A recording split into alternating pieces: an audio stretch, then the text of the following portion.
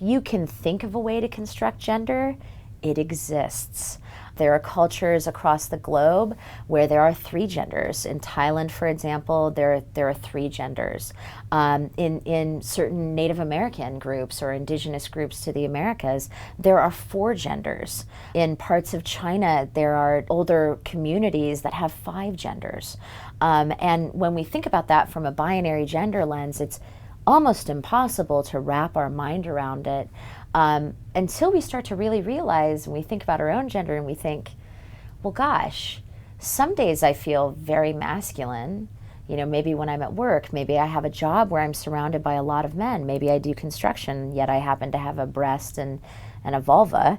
But I don't really feel like a woman in that context because I'm not really doing things that are very stereotypically feminine. I kind of feel masculine. But then when I go home and I have my male partner and I have children, I feel very feminine. I'm mothering, I feel like a woman.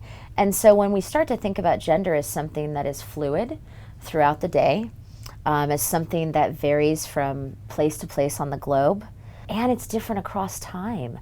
I mean, the concept of this gender binary pink-blue society that we have in the United States, for example, really didn't really emerge until, the 1900s.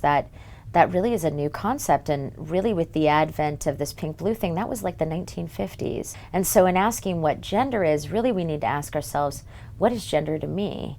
And what is gender to you? And how is that similar and how is it different?